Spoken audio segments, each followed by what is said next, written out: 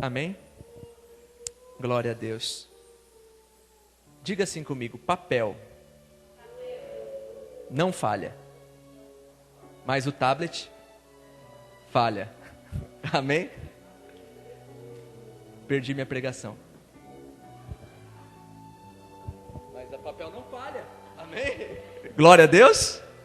Papel não falha, irmão. Em nome do Senhor Jesus. O importante é o que o Senhor tem aqui e não aqui para as nossas vidas. E eu te convido a abrir a sua Bíblia comigo, hein? Lucas, capítulo 6. Evangelho de Lucas, capítulo 6, e eu quero ler com você Lucas do 6, 1 ao 11. Amém?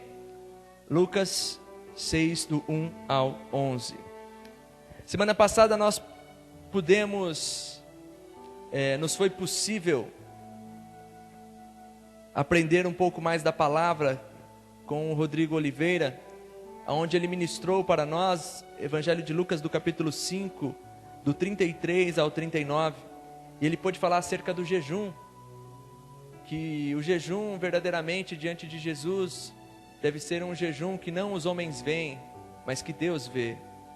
E quando estamos com o noivo, não ficamos tristes, mas haveria o tempo em que Jesus se afastaria, e o jejum também para os judeus, um símbolo de sofrimento, é um símbolo de dor, né? E quando nós jejuamos, devemos jejuar para Deus e não para os homens, para que as pessoas possam ver. E maravilhosamente também ele pôde falar para nós sobre a questão de uma nova vida. Deus não quer fazer um remendo na nossa vida. Deus não quer pegar a nossa velha vida e simplesmente colocar algo novo. Ele quer fazer tudo novo. Ele quer uma vida nova para coisas novas, em nome do Senhor Jesus. É isso que Ele quer para as nossas vidas, né? E maravilhosa exposição sobre a ideia dos odres e do vinho, né? Os odres, aquela bolsa de couro, e que não adianta colocar vinho novo em odres velhos, porque ele tem que passar por um momento de fermentação, ele tem que passar por um momento de transformação.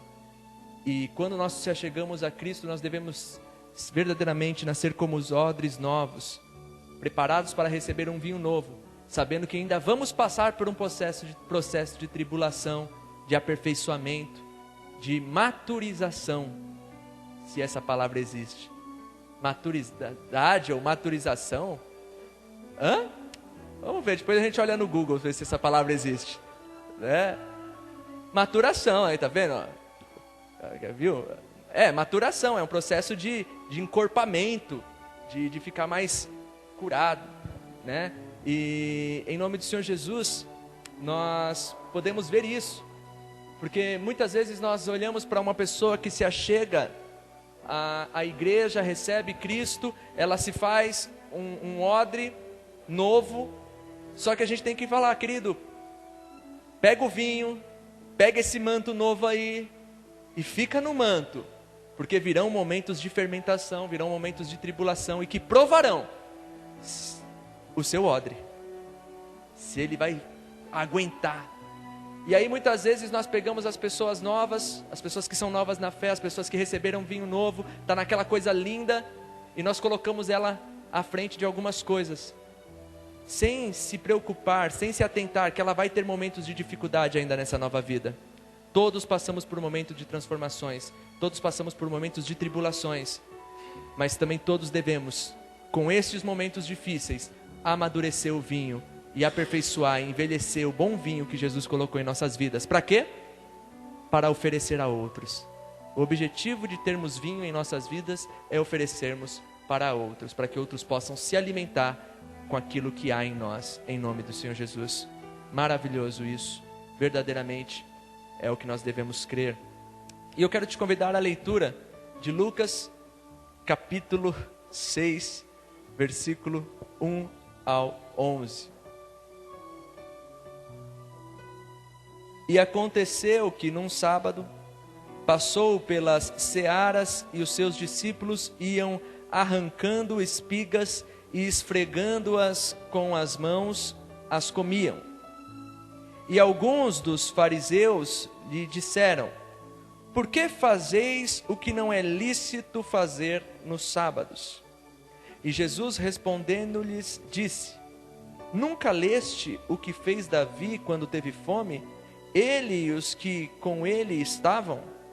Como entrou na casa de Deus e tomou os pães da propiciação e comeu e deu também aos que estavam com ele, os quais não lhes era lícito comer, senão só aos sacerdotes?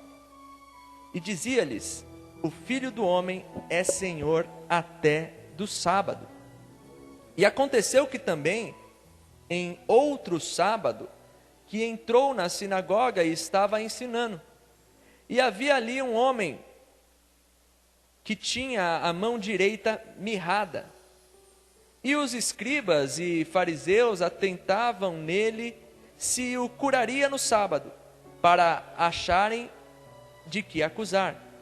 Mas ele, conhecendo bem os pensamentos, disse ao homem que tinha a mão mirrada: levanta-te e fica em pé no meio. E levantando-se ele, ficou em pé. Então Jesus lhes disse: uma coisa vos hei de perguntar: é lícito nos sábados fazer bem ou mal? Salvar a vida ou matar? E olhando para todos ao redor, disse ao homem: estende a mão. E ele assim o fez. E a mão lhe foi restituída, sã como a outra. E ficaram cheios de furor, e uns com os outros conferenciavam sobre o que fariam a Jesus. Feche os teus olhos. Graças eu te dou, Senhor, que Tu és maravilhoso, Tu és lindo, Tu és poderoso, e o Teu querer está sobre as nossas vidas continuamente, Senhor. Ministra as nossas vidas, ministra, Senhor, o nosso eu, conduza-nos conforme o Teu querer e a Tua vontade. Faça, Senhor, os nossos corações enxergar o Teu querer, faça os nossos corações enxergar a Tua vontade, faça os nossos corações se render ao Teu apelo para com as nossas vidas, Senhor. Transforma-nos, conduza-nos, lava-nos, é o que eu te peço, em nome do Senhor Jesus, amém. Queridos, nós vemos aqui de novo mais uma situação onde Jesus tem que se deparar com os fariseus, os religiosos daquela época, homens totalmente voltados à religiosidade, voltados às tradições, homens que estavam cegos levados por todo tipo de legalismo, leis, mandamentos, ordenanças humanas, e que para eles aquilo era a vida. E nós podemos ver que eles vêm já nesse início de ministério de Jesus perseguindo Jesus. Parece que todo lugar que Jesus vai tem um fariseu, um mestre da lei, tem um escriba, e tudo que Jesus faz com os seus discípulos tem um fariseu para cutucar ele, para falar se está errado, para ficar indignado, para ficar escandalizado com aquilo que Jesus está fazendo. Isso é uma coisa que eu já quero pensar com você logo de cara, irmão. Por onde quer que você for, sempre vai ter alguém para te vigiar. A gente falou que Deus é onipotente, né? Deus é onipotente, onipresente e onisciente. Mas da mesma forma que Deus é onipresente, parece que em todo lugar sempre tem um enviado de Satanás para tentar a sua vida. Não é desse jeito? Em todo lugar vai ter alguém para olhar para você, analisar as suas atitudes e dizer: mas você não se batizou? Eu vi no carnaval. Foi, você se batizou no carnaval e agora está aí jogando bola, fazendo gol no Edson. Como pode? Todo lugar que nós estamos, que seja no trabalho, que seja em casa, que seja inclusive no bairro ou dentro da igreja, tem sempre alguém para olhar para a gente e dizer: não pode. Estou mentindo? Tem sempre alguém para se escandalizar com as nossas atitudes. Por isso devemos vigiar, irmãos. Vigiar. Vigiar continuamente. Porque de vez em quando uma coisa para você não tem nada a ver. Ah, não, pai, é eu e Deus. Não. Não é você e Deus. Hoje você faz parte de um corpo. E muitas vezes o seu coração está limpo. Não tem problema algum. Mas de repente você pode escandalizar uma pessoa. E essa pessoa se afastar da palavra, da verdade. Mas então o que eu faço, pastor? Me ajuda, porque tem hora que os argumentos são difíceis. As pessoas vêm com uns negócios que não tem nada a ver. E eu, meu Deus do céu, as pessoas só acusam. As pessoas só me colocam na parede. As pessoas só querem agora fazer todo tipo de sabatina comigo porque eu me converti. O que os discípulos de Jesus fizeram? Eles responderam? Eles responderam? Quem respondeu foi o advogado deles, o próprio Senhor Jesus. Nós não temos que nos defender, irmãos. Quem disse que você tinha que se defender? Amém? É o nosso advogado, fiel e justo. E no dia certo, no momento certo, na hora certa, Ele advoga a nossa causa. Não adianta ficar justificando as nossas atitudes. Devemos sim pedir perdão e tomar cuidado para não escandalizar as pessoas. Mas querer debater, tirar desaforo, eu não levo desaforo para casa. Aí, irmão, nós temos um advogado e esse é fiel e é justo. Esse é o Senhor Jesus. E a indignação daqueles fariseus não era, qual era o pecado dos discípulos de Jesus aos olhos dos fariseus? Qual era? Quem imagina? Qual era o pecado diante dos olhos dos fariseus, dos discípulos de Jesus? Eles estavam apanhando espigas, apanhando grãos de trigo, né? Não era espiga de milho. Para nós, né, na nossa cultura, espiga é coisa de milho, mas era uma seara de trigo. Eles estavam pegando ali trigo. Então será que eles o acusaram porque eles pegaram o trigo, roubaram o trigo? Pegaram o trigo dos outros, hein? Querido, por incrível que pareça, eles estavam acusando eles não por terem pego o trigo, porque segundo a lei do Senhor, em uma plantação,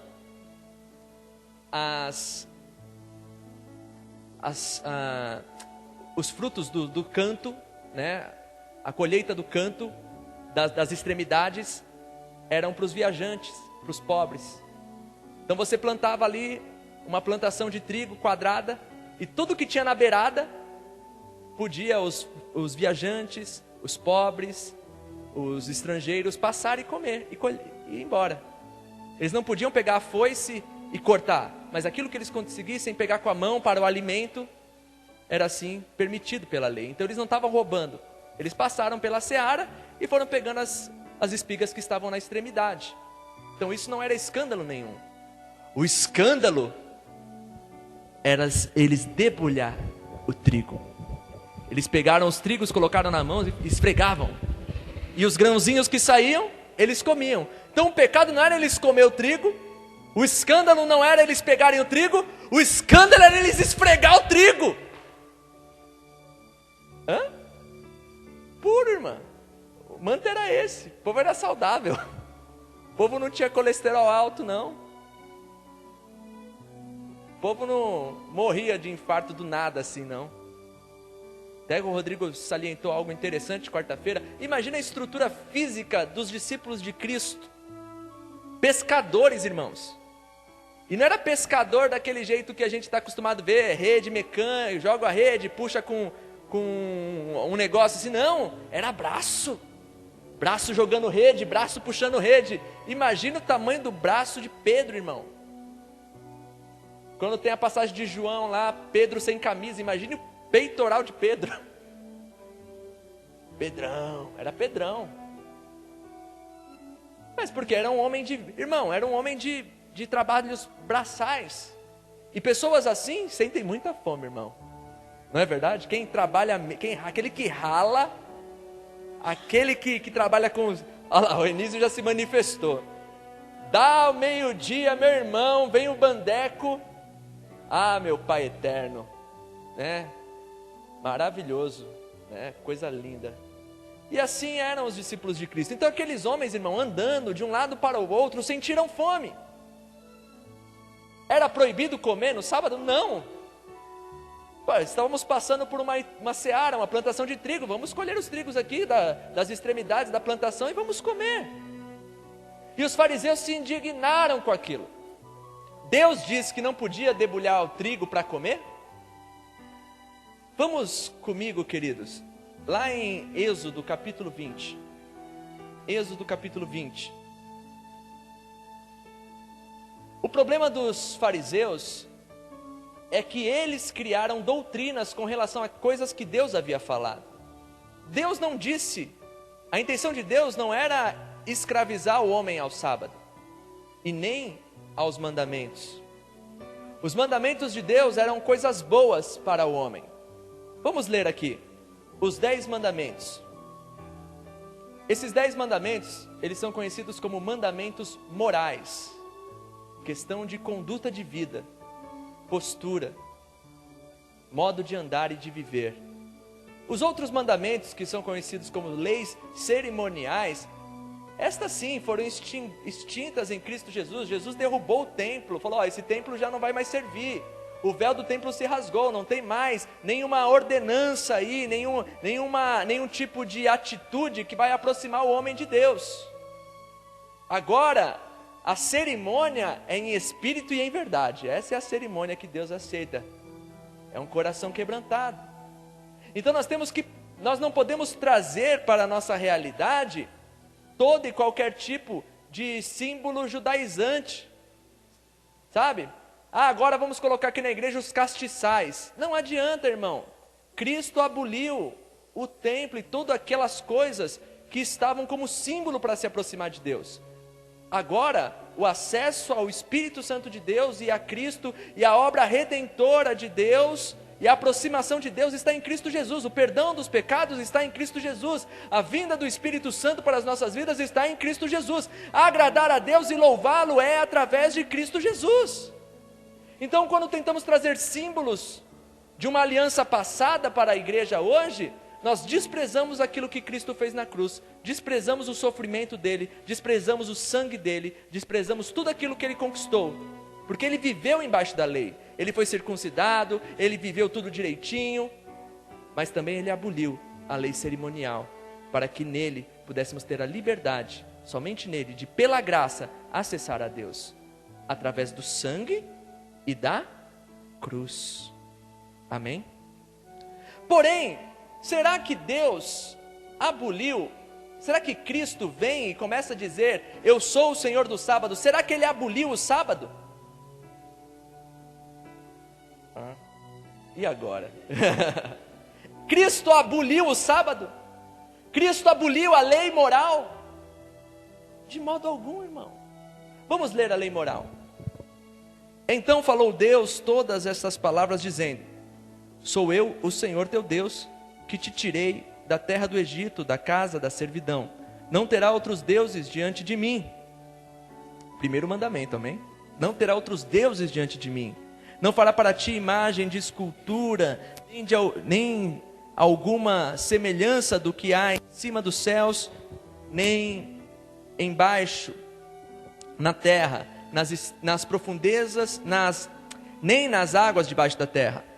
Não te curvarás a elas, nem as servirás, porque eu, o Senhor teu Deus, sou Deus zeloso, e visito a maldade dos pais nos filhos até a 3ª e 4ª geração daqueles que me aborrecem.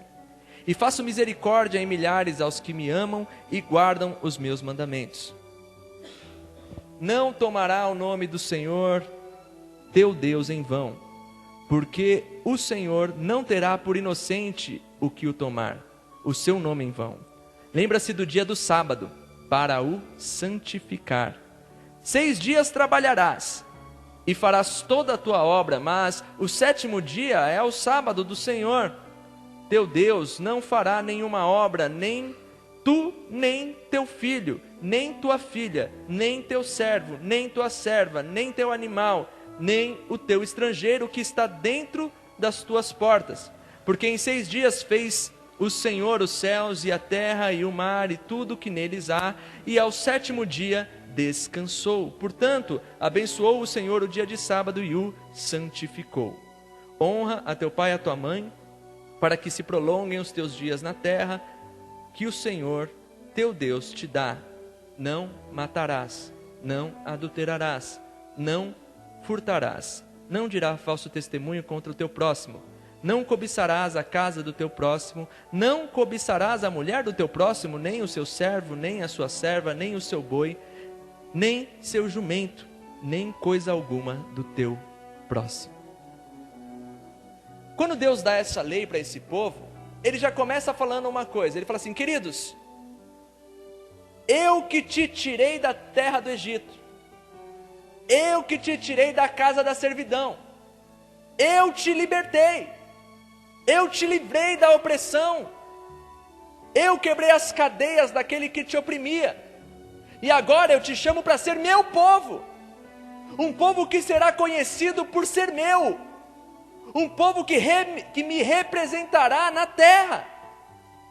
Então, para que vocês sejam vistos como o meu povo, eu quero que vocês tenham atitudes dignas de pessoas separadas, digna de pessoas que se santificam a mim.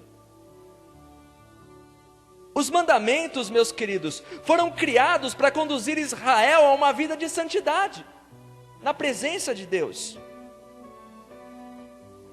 Através dos mandamentos, através desses mandamentos, a gente podia ver a natureza de Deus, o querer de Deus.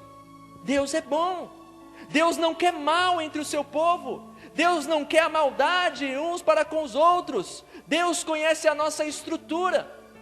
E se o povo de Deus começasse a seguir a visão de Deus, o querer de Deus, o mandamento de Deus, e ter uma vida prática, assim como Deus pediu, não haveria guerra, não haveria desavenças, não haveria fofoca. Amém? Era isso que Deus estava pedindo, uma vida moral de santidade, uma vida digna de um povo ao qual Ele libertou. Essa é a ideia da lei moral. Revelar o querer de Deus na terra. E o interessante é que ela começa justamente falando com relação a não ter outros deuses diante de mim. Poxa vida, você vai ter outro Deus diante de mim? Foi eu que te livrei da terra do Egito, foi eu que te salvei, eu te libertei, eu sou Deus Todo-Poderoso. Como você vai adorar outro? Não tem como. Depois ele fala: olha, não farás imagem de escultura. Querido, ele está falando para o povo dele: olha, meus amados, ninguém jamais viu Deus, ninguém pode dizer que Deus é daquele jeito ou daquele outro. Eu sou tudo em todos, eu sou o grande eu sou. Eu não quero que vocês se apeguem a essas pequenas coisas. O importante é que eu vivo hoje, amanhã e sempre. E ninguém vai poder me expressar diante de qualquer símbolo aí. Amém? Não tomarás o nome do Senhor em vão. Não fique jurando aí a torta e a direita. Não fique falando: em nome de Jesus, você é meu povo. E nem só porque você é o meu povo, você vai ficar falando, prometendo as coisas para os outros, porque você não vai cumprir, porque eu sei que você é falho. Eu sei que você é limitado e você não sabe se você vai estar vivo amanhã. Então não prometa as coisas em meu nome, porque senão é meu nome que entra em descrédito. Não falará o nome de Deus em vão, é isso. Não, em nome do Senhor. Você vai ver, querido, quem é você para prometer alguma coisa para alguém? Quem somos nós? Não sabemos nem se estaremos vivos amanhã. Aí, Aí ele vem e fala: lembra-te do dia do sábado para o santificar. Querido, em Mateus capítulo 5, Jesus disse que não veio para abrogar a lei, mas veio para cumpri-la. Jesus não veio para dizer: a lei é má, a lei acabou, não. Aí a gente fica com a ideia de que assim, não, eu não guardo o sábado, não, Jesus derrubou a lei, acabou com a lei. Será que ele acabou com a ideia de que não podemos ter outros deuses diante de Deus? Então agora eu posso, desobedecer o meu pai e a minha mãe e está tudo bem? Ele acabou com a lei. Isso é legalidade do inimigo na nossa vida, irmão. Sabe o que Deus espera da gente, querido? A lei, o que aconteceu com esse povo? Vamos falar do sábado. Sábado, para que Deus queria que guardasse o sábado? Para descansar. Aí eu olho para você, você olha para mim, e nós encaramos um ao outro, e os nossos olhos cheios de olheiras, os nossos corpos cansados, moídos, cheios de atividades de tudo quanto é tipo, de segunda a segunda, ativo, fazendo alguma coisa, e vamos jogar bola, e vamos fazer isso, e vamos fazer aquilo, domingo vamos para o parque, e que não sei o que, e todo dia da nossa semana com algum compromisso. O Senhor olha para a nossa estrutura e lembra que nós somos pó. Não, Senhor, mas é porque eu vou ganhar dinheiro, eu preciso ganhar dinheiro, eu preciso mudar de vida. Mais do que ganhar dinheiro, nós precisamos estar na presença de Deus. Nós não descansamos. E no dia que temos folga, não descansamos. Para e pensa, irmão, o dia da folga do teu serviço, de repente é numa quinta-feira. Para a mulher é limpar a casa, arrumar, colocar as coisas em ordem. Não é assim, desse jeito? Aí eu te faço uma pergunta: qual é o dia em que você não faz nada e você fala assim: esse é o dia do Senhor? Sabe qual é o nosso problema? Nós abrimos horários para Deus na nossa agenda, mas Ele quer mais do que horário. Ele quer um dia inteiro para Ele, porque Ele merece. Ele merece. Ele merece mais do que um espaço na nossa agenda. A nossa vida é dele, meu amado. Continuamente nós devemos estar na presença dele, sim. Mas Ele conhece a nossa estrutura. Irmãos, quantos não vêm no culto de quarta-feira porque estão cansados e não estão moídos? Acordaram 4 da manhã, vão ter que acordar amanhã 4 da manhã de novo. Sábado vai ter que acordar 4 da manhã de novo. Está cansado, está moído. Só que, quando Deus fala disso, Ele fala assim: olha, no sábado ninguém vai trabalhar, ninguém vai fazer nada. Você vai dar folga para o teu escravo, você vai dar folga para a tua serva, você não vai pedir nada, as mulheres não trabalharão, os homens não trabalharão, o seu animal não vai para o campo, porque você tem que pensar que a sua estrutura é fraca e você não aguenta. Você é limitado. E você precisa descansar e lembrar que eu sou teu Deus. Irmãos, quando nós não descansamos, nós surtamos. Sabia? Não surta não quem não descansa? Aquele motorista que trabalha continuamente, não para, é um estressado no trânsito. Anda com um porrete atrás do banco. Aqueles caminhoneiros que vivem de rebite em rebite, de rebite em rebite. Não descansam. Frete atrás de frete, de longas distâncias. E alguém encosta no caminhão dele. Ai, meu amigo, é hora dele colocar para fora todo o furor, toda a raiva, extravasar. A mãe que pega um filho já está no limite do cansaço, trabalha, cuida da casa, cuida de tudo, coisa e tal. Chega a casa aquela bagunça, o filho falando, o filho chorando, ela estressa, ela começa a bater na criança. Ela está endemoniada? Não, ela está sufocada. Chegou no limite. Chegou no limite. É desse jeito que acontece nas nossas vidas. Nós não nos atentamos que somos falhos, fracos, que somos limitados. E Deus, em sua eterna sabedoria, em seu eterno amor, olha e lembra para a gente, Ele tem que lembrar para a gente, falar assim: queridinho meu, você não aguenta, descansa. Não, mas eu tenho. Nem só de pão viverá o homem, querido. Nem só de pão viverá o homem. O nosso ativismo louco, ativismo, você faz um monte de coisa ao mesmo tempo. Não, eu vou, coisa e tal. Não, domingo à noite é do Senhor. Domingo à noite é do Senhor, legal, que lindo, domingo à noite.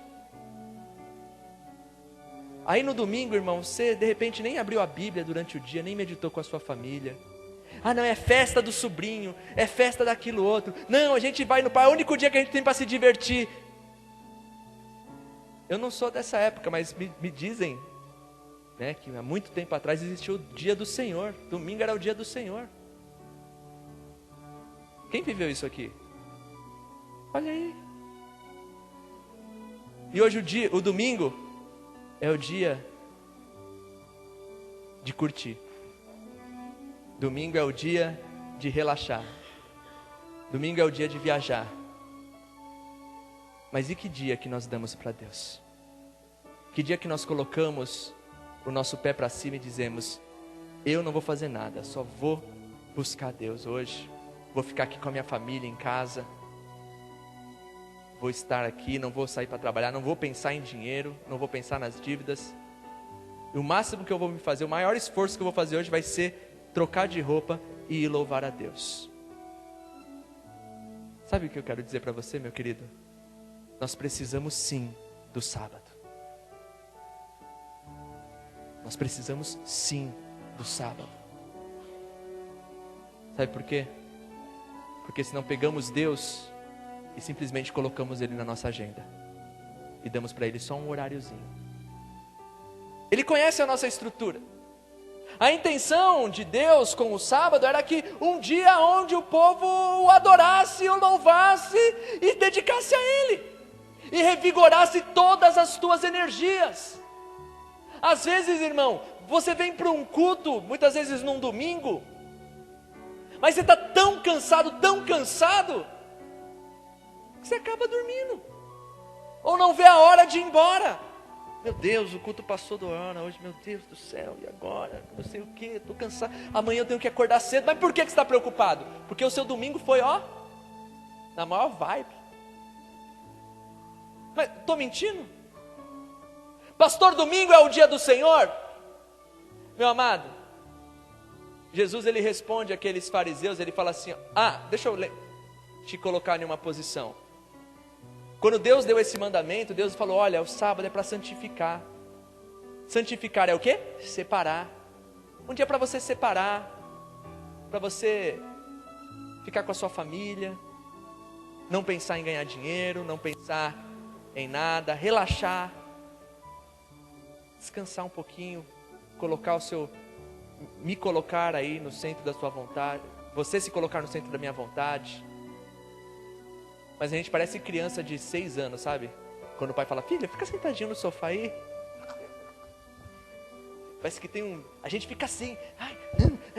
Irmão, estamos nos tornando igual aos fariseus, hipócritas.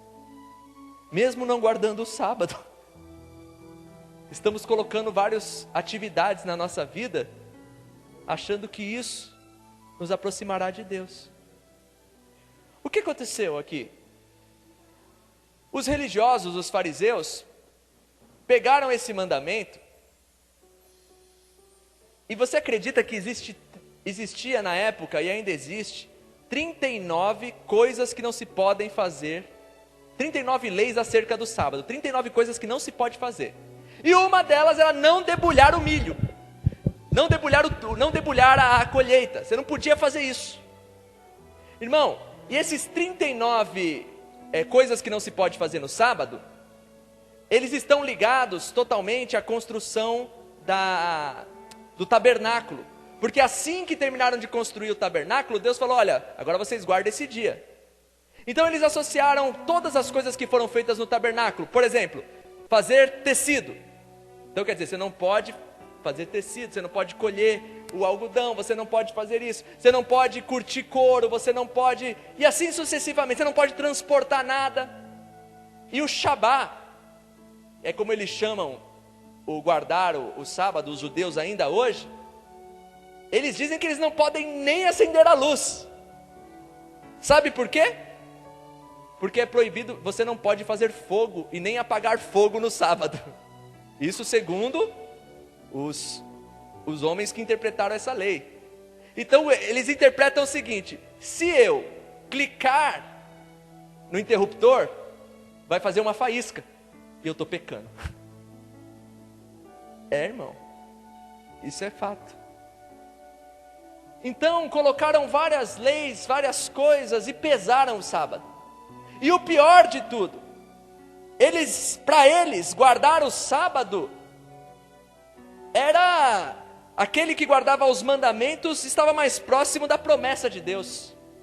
Aquele que guardava os mandamentos rigorosamente estava mais perto das coisas de Deus, de uma vida próspera nessa terra e talvez na vindoura. Mas graças a Deus, Jesus traz um sentido para a gente de todas essas coisas. Meus amigos, meus amados,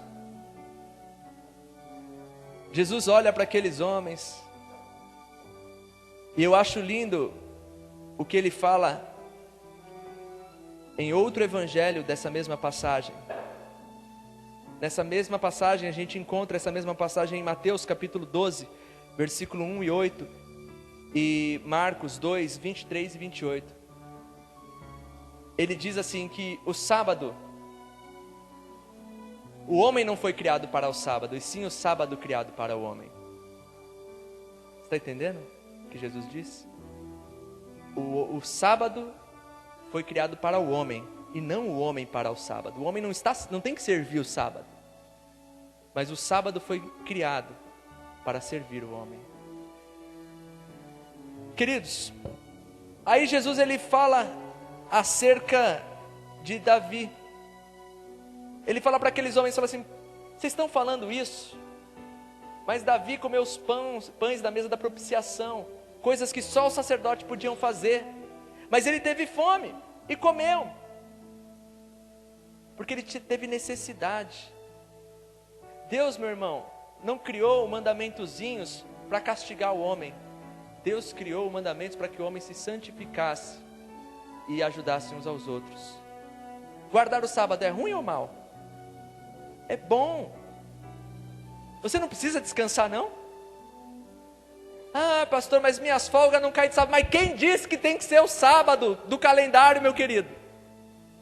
Quem disse que é o sábado do calendário? Você não tem folga, não? Tem pessoas aqui, meu amado, que maravilhosamente podem ter 2 dias de folga na semana. Tem gente que folga sábado e folga domingo, mas não reserva nada para Deus.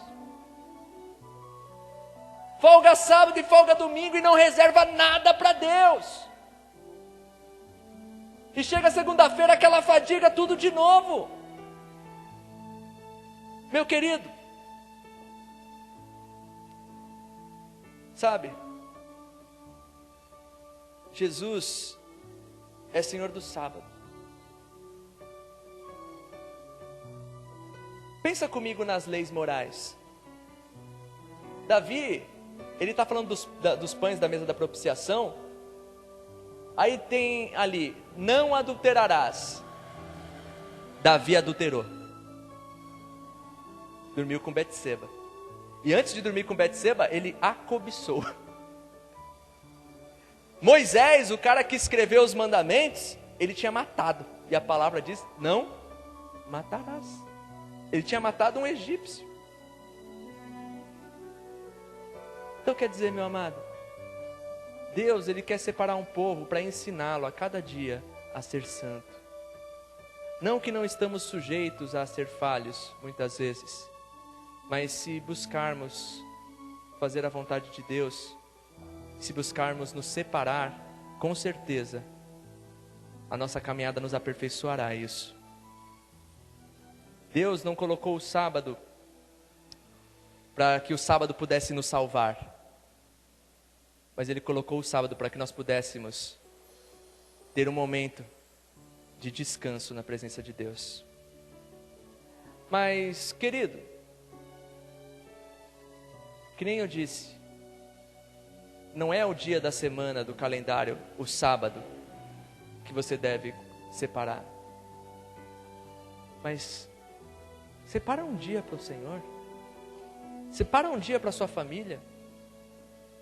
Se você um dia não lavar o carro, um dia não lavar a roupa, se um dia você não ficar tão preocupado, atarefado com as coisas que tem para fazer, sentar com os teus filhos, ler a palavra, ficar com a sua esposa, desligar o telefone, desligar o celular, falar assim, olha, eu não vou fazer nada, eu quero hoje descansar e servir a Deus.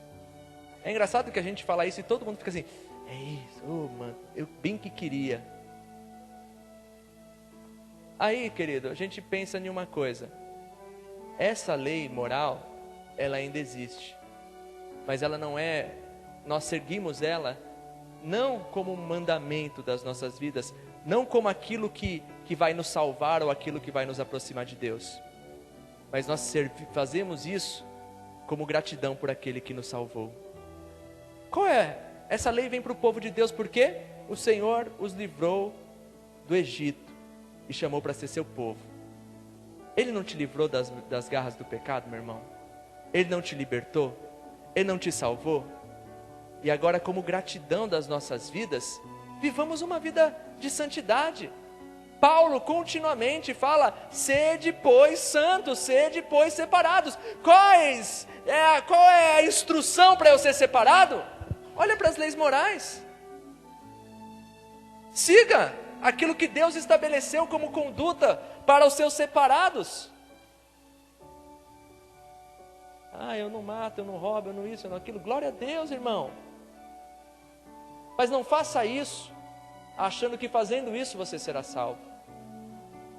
Mas faça isso pela gratidão de um coração que já foi salvo e que quer servir a Deus em amor, em verdade, em justiça. Aquele povo ficou, aqueles fariseus, indignados com Jesus e ficavam perseguindo Jesus. E quando Jesus está na sinagoga, eles veem um homem com a mão requinhada, uma mão mirrada, a mão seca. Eles ficam de olho, porque eles consideravam que o quê?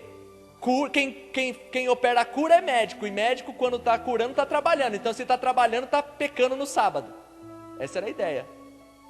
Eles só ficam de olho em Jesus. Vamos ver o que ele vai fazer. E sabe a coisa mais linda que existe, meu querido? Jesus conhece os pensamentos. Jesus conhece os meus e os seus pensamentos. Ele conhece os pensamentos de todos nós. E mesmo sem aqueles homens falarem nada, Ele conhecia o pensamento daqueles homens. E aí Ele fala uma coisa, meu querido. Ele fala uma coisa que é o seguinte. Ele pede para aquele homem ficar em pé. E Ele pergunta, e aí? É lícito? É conveniente fazer o bem ou o mal ao sábado? Irmão, eu acabei de falar que você tem que ter um sábado na sua vida, na sua semana. Mas aí de repente liga um irmão, cara, furou o pneu do meu carro e eu estou aqui parado no meio da Baquiribu. Você pode me ajudar?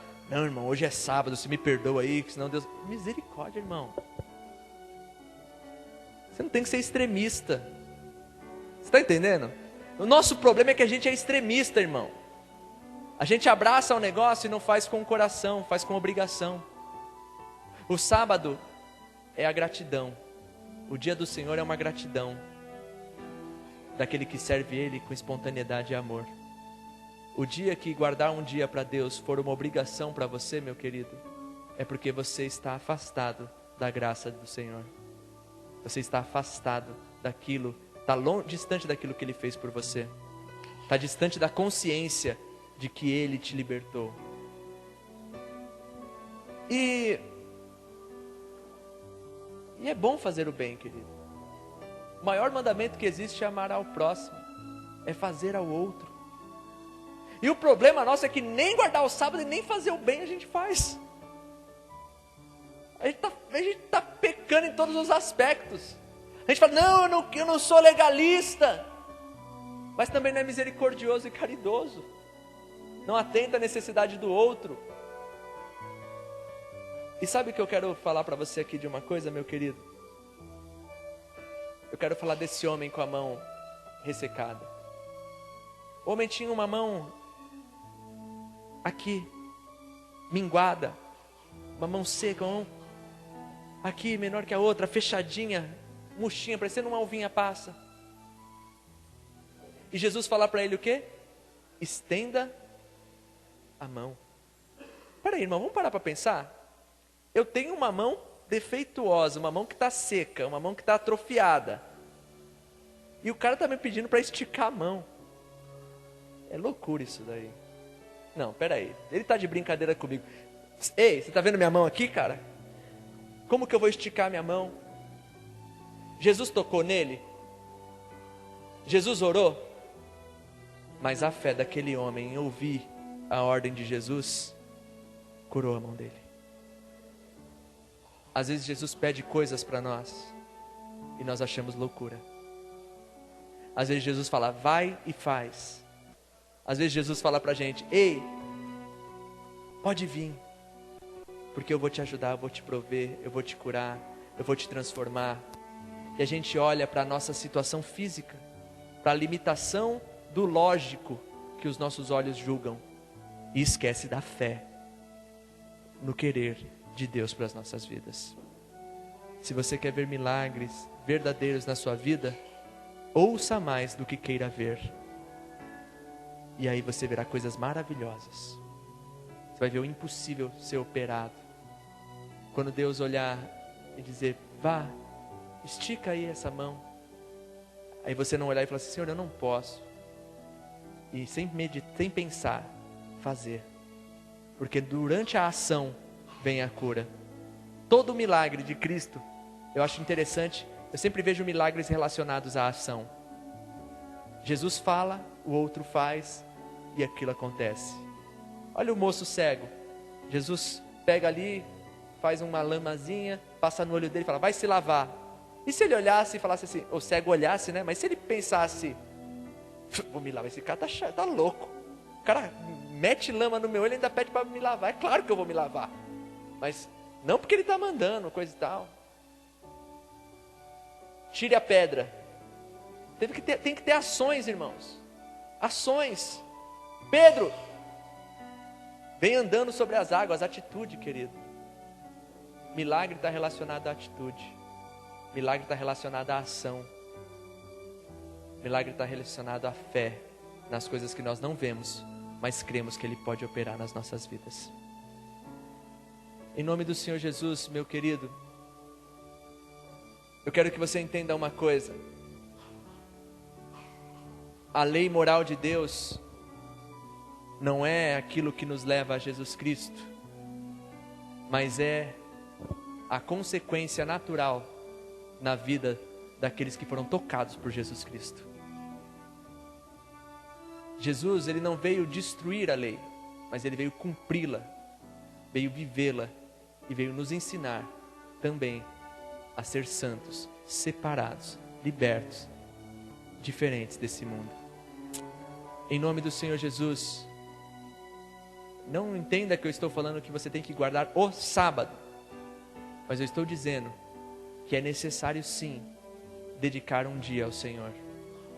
Que seja o domingo, que seja a sua terça-feira, que seja a sua quarta. Sabe por quê? Porque somos fracos. Nossa estrutura é fraca. E precisamos ter momento de revigorar as nossas energias espirituais e físicas. Porque senão a gente surta. Mas que nem Ele mesmo diz: vinde a mim, todos os que estáis cansados e oprimidos e sobrecarregados, em algumas traduções, e eu vos aliviarei. Às vezes estamos sobrecarregados demais. E Deus não quer pessoas sobrecarregadas. Deus quer pessoas leves diante da sua presença. Porque Ele não coloca jugo e nem fardo sobre ninguém. O jugo é suave e o fardo é leve. Lembre-se disso de Jesus, meu querido. Descanse na sua presença. Descanse na alegria de saber que Ele é Deus. E em nome do Senhor Jesus, que as ordenanças morais de Deus para as nossas vidas possam fazer parte dessa vida renovada e transformada em Cristo Jesus. Ninguém precisa te pedir para não cobiçar. O seu novo eu já não cobiça, porque o Espírito de Deus está em você. Em nome do Senhor Jesus, tudo que Deus disse, tudo que Deus fez é bom e é para nossa alegria e para que possamos servi-lo com corações abertos, puros e sinceros. A nossa salvação é Cristo Jesus. E é o que nós queremos, viver continuamente na presença de Deus. Ele é o nosso juiz, Ele é o nosso ajudador, Ele é a nossa cura, Ele é a nossa libertação, Ele é a nossa lei. Amém? Fecha os teus olhos. Senhor, obrigado, Pai, por tudo que o Senhor tem feito. Obrigado por tudo que o Senhor vai fazer ainda em nossas vidas. Verdadeiramente, Senhor, estamos sobrecarregados, Pai.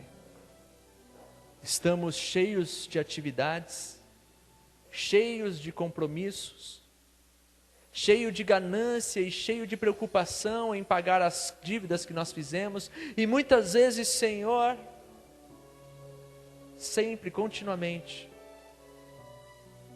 só reservamos pequenos espaços da nosso dia para o Senhor. Mas a sua palavra é confrontadora, reveladora e boa. Que possamos te servir com os nossos corações, Deus. Sabendo que o teu querer é a melhor coisa para as nossas vidas. Porque o Senhor conhece a nossa estrutura. O Senhor lembra que somos pó. O Senhor sabe que nos cansamos fácil. O Senhor sabe que se o Senhor deixar, a gente arranja coisa em cima de coisa e não se liga naquilo que é mais importante. Senhor, que possamos pelos olhos da fé viver coisas lindas e sobrenaturais contigo, Senhor.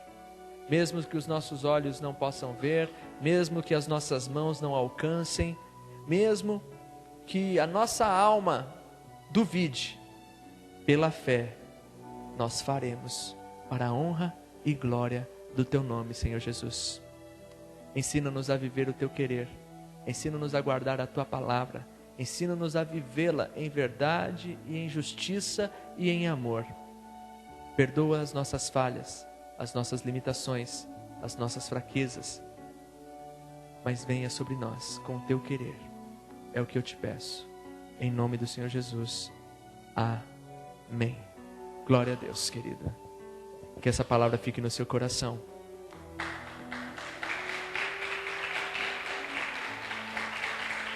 Aleluia. Meu amado, que possamos guardar isso em nossos corações. Que possamos buscar essas coisas para as nossas vidas. Ser separados verdadeiramente, continuamente. E não por obrigação, mas por gratidão, por aquele que nos salvou. Em nome do Senhor Jesus. Eu te convido a ficar em pé. Obrigado, Senhor, por essa noite. Obrigado por teu amor, por tua graça, por tua misericórdia. Obrigado, Senhor, por tudo que o Senhor tem feito. Obrigado, Senhor, por tudo aquilo que o Senhor ainda vai fazer sobre as nossas vidas. Leva-nos para as nossas casas em segurança, cheios da tua paz, cheio do teu amor. Conduza-nos no teu querer e na tua verdade. Senhor, oro por todos aqueles que não puderam estar aqui essa noite, de repente por alguma enfermidade física, de repente por alguma enfermidade espiritual, mas o Senhor sabe de todas as coisas. Ouça o nosso clamor, ouça a nossa intercessão. Pai, venha sobre nós com o teu reino e que seja feita a tua vontade, assim na terra como no céu, Senhor. Em nome do Senhor Jesus, Deus, conduza-nos na tua verdade, livra-nos de todo mal, e que o grande amor de Deus e a graça do nosso Senhor Jesus Cristo e a comunhão com o Santo Espírito de Deus esteja sobre todos nós, não só hoje, mas para todo sempre. Amém. Vamos na paz, dê um abraço no seu irmão.